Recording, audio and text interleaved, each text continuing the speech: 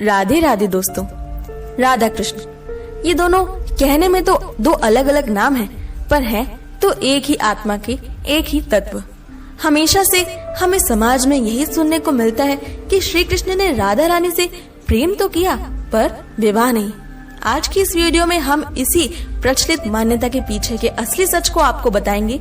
तो चलिए ये वीडियो शुरू करते हैं। दोस्तों ये बात बिल्कुल झूठ है कि श्री राधा कृष्ण का कभी विवाह नहीं हुआ। उनका विवाह हुआ था जो संसार का सबसे दिव्य विवाह था, सबसे सर्वोत्तम विवाह था। दोस्तों उनके विवाह के पीछे का असली रहस्य हमें बताती है गर्ग संहिता, जिसमें श्री कृष्ण के जीवन से जुड़ी हर बात का वर्णन है। श्री गर्ग संहिता को अलग अलग खंडों में बांटा गया है, जिनमें श्री कृष्ण के जन्म से लेकर गोलोक गमन तक की घटनाओं का वर्णन है। श्री गर्ग संहिता में कुल 10 खंड हैं, जिनमें से पहला खंड है गोलोक खंड, और इस खंड में श्री कृष्ण व राधा जी के विवाह का वर्णन है कि किस तरह से उन दोनों का विवाह हुआ और किसने ये विवाह करवाया। इसमें हमें ये कथा देखने को मिलती है कि भांडीर वन नामक स्थान पर श्री राधा कृष्ण का विवाह हुआ था। असल में ये कथा है कि एक दिन नंद बाबा बाल श्री कृष्ण को लेकर गैया चराने के लिए घूम रहे थे और घूमते घूमते वो भांडीर वन में जा पहुँचे। नंद बाबा अपनी सारी गैयों को चरने के लिए छोड़कर एक वट वृक्ष के नीचे आराम करने के लिए बैठ गए, और उसी समय हमारे नटखट कान्हा ने वातावरण में अपनी माया से तूफान निर्मित कर दिया। वन के पेड़ टूट टूट कर गिरने लगे, और ये सब देखकर हमारे भोले से नंद बाबा बहुत ज्यादा डर गए, क्योंकि उन्हें तो अपने पुत्र व गैयों की रक्षा करनी थी। हमारे श्री कृष्ण भी डरने का अच्छा खासा अभिनय करते हुए उनसे लिपट गए। नंद बाबा पेड़ के नीचे खड़े होकर ईश्वर से प्रार्थना करने लगे। तभी नंद बाबा को वहाँ पर श्रीमती राधा रानी आती दिखी। वह कहानी के अनुसार नंद बाबा जानते थे कि श्री राधा रानी एक साधारण कन्या नहीं बल्कि सर्वेश्वरी है, एक दिव्य कन्या है। अतः वो हाथ जोड़कर श्रीमती राधा रानी जी से कहते हैं कि मैं आपके दर्शन पाकर धन्य हो गया। गर्ग मुनि ने मुझे बताया है कि श्री कृष्ण भगवान है व आप एकली ऐश्वरी सर्वेश्वरी उनकी प्रियतमा है, अतः अब आप ही इनकी रक्षा करें। ऐसे कहते हुए नंद बाबा ने श्री कृष्ण को राधा रानी को सौंप दिया व राधा रानी भी बाल कृष्ण को भांडीर वन के आंतरिक भागों में ले गई, जहाँ पर पहुँचते ही श्री कृष्ण ने अत्यंत सुंदर किशोर युवा का रूप धारण कर लिया।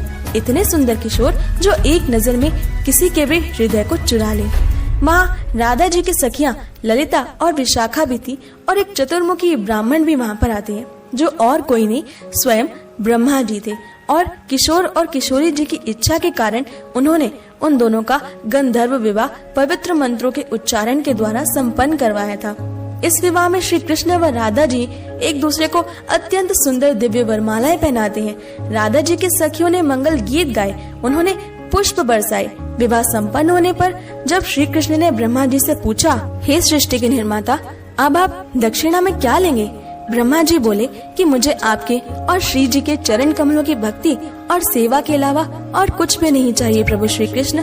विवाह संपन्न होने पर ब्रह्मा जी और सभी सखियां वहां से चले जाते हैं, और फिर श्री कृष्ण दोबारा से अपने नन्हे से बाल रूप को धारण कर लेते हैं, और राधा रानी जी फिर से उनका हाथ पकड़कर उन्हें नंद बाबा के पास वापस ले जाती हैं। और तब तक सारी तूफान और आंधी भी शांत हो चुकी होती है, क्योंकि श्री राधे कृष्ण की परम लीला पूर्ण हो चुकी थी। क्योंकि असल में ये सब उनके विवाह रचाने के लिए हमारे कान्हा के द्वारा की गई लीला थी। वह नंद श्री कृष्ण को अपने साथ घर वापस ले जाते हैं। तो दोस्तों इस कहानी के अनुसार ये स्पष्ट है कि श्री कृष्ण व राधा जी का ब्रह्म विवाह संसार का सर्वश्रेष्ठ विवाह हुआ था, और वो भी बहुत ही धूमधाम से। ये संसार का सर्वश्रेष्ठ विवाह था क्योंकि परम नियंता और एकली ईश्वरी सर्वेश्वरी श्रीमती राधा जी, श्रीमती श्यामा प्यारी, उन दोनों ने एक दूसरे से विवाह किया था, वो भी गुप्त रूप से। आप सब सोच रहे होंगे कि गुप्त रूप से ही क्यों? वो इसलिए क्योंकि श्री कृष्ण और राधा रानी के प्रेम का वास्तविक रस परकीय भाव में है, और इसलिए उस परकीय भाव को साकार करने के लिए उन्होंने गुप्त रूप से विवाह किया था। आप चाहें तो आप हमारे सर्वेश्वरी श्री राधा रानी और कृष्ण की सेवा स्वकीय भाव से भी कर सकते हैं, यानी पति पत्नी के रूप में भी कर सकते हैं, और परकीय भाव से भी आप उनकी सेवा कर सकते हैं। उनके बीच के इस अटूट प्रेम के संबंध को समझकर उसका रसास्वादन करके गोलोक धाम को प्राप्त कर सकते हैं। इसके अलावा दोस्तों भांडीर वन नामक स्थान अभी भी वृंदावन धाम में मौजूद है। आज भी वो वट वृक्ष वहाँ है जहाँ नंद बाबा स्वयं खड़े थे। वो स्थान है, वो मंडप भी है जहाँ श्री राधा रानी का श्री कृष्ण से विवाह हुआ।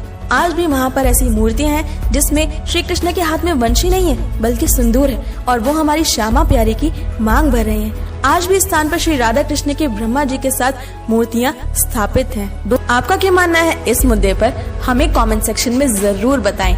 और अगर आपको ये वीडियो पसंद आई तो इसे लाइक, शेयर और हमारे चैनल को जरूर सब्सक्राइब कर लें, नोटिफिकेशन बेल भी ऑन कर लें ताकि हमारी सारी नई वीडियोस की नोटिफिकेशन सबसे पहले पहुंचे आप तक। मैं मिलती हूँ आपसे अगली वीडियो में, तब तक के लिए stay happy and Radhe Radhe.